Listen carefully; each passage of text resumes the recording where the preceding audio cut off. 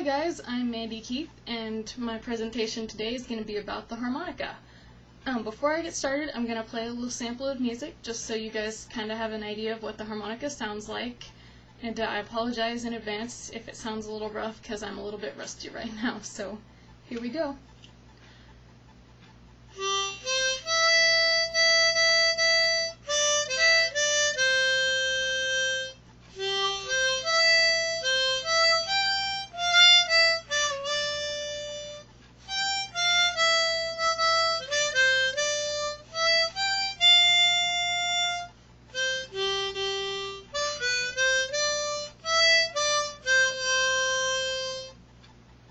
Ta-da!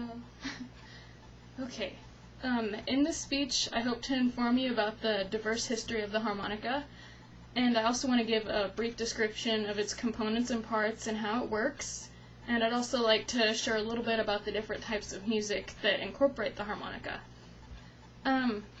Starting out with the history of the harmonica has a pretty long and diverse history. It's a lot older than I originally thought it was when I started researching this.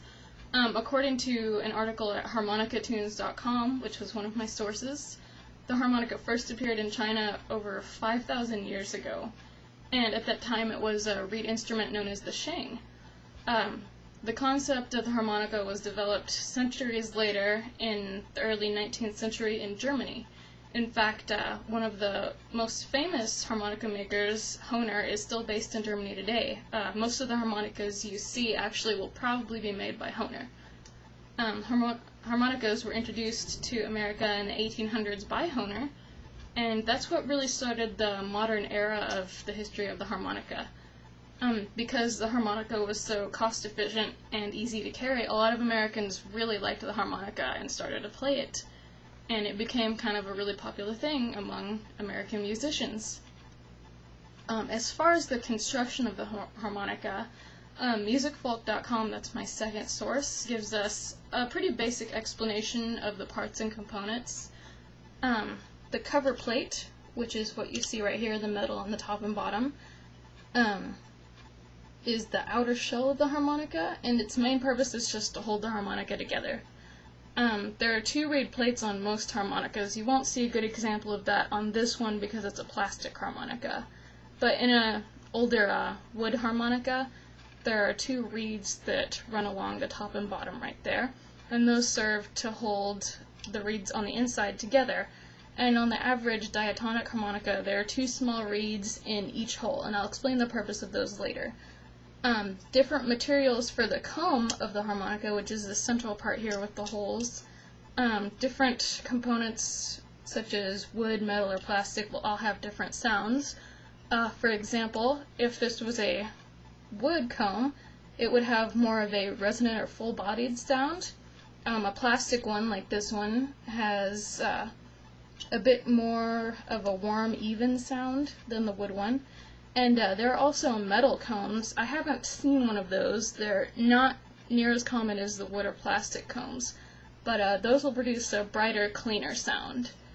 The harmonica features 10 holes that run along the comb, and these are what we use to produce our different notes. Each hole, there are 10, will produce two different notes depending on if you're inhaling or exhaling into the harmonica. And that's why there are two reeds in each hole, because they'll make two different noises depending on how you're playing it. As for the music produced by the harmonica can be used in a wide variety of music. It can also benefit the health of those who play it, which is something I got out of a Wikipedia article. While the harmonica is generally categorized as a blues instrument, that's what most people think of when they see the harmonica. It plays a role in a lot of different musical styles. The article mentions Irish folk music, classical music, jazz music. Others that aren't mentioned in the article include country, bluegrass, American folk music in general. There's just an endless possibility, even some rock music and different things like that incorporated into their songs. So, lots of uses. Like other instruments, either woodwinds or brass instruments, like the clarinet or the trombone, these instruments have been found to benefit the player's lungs.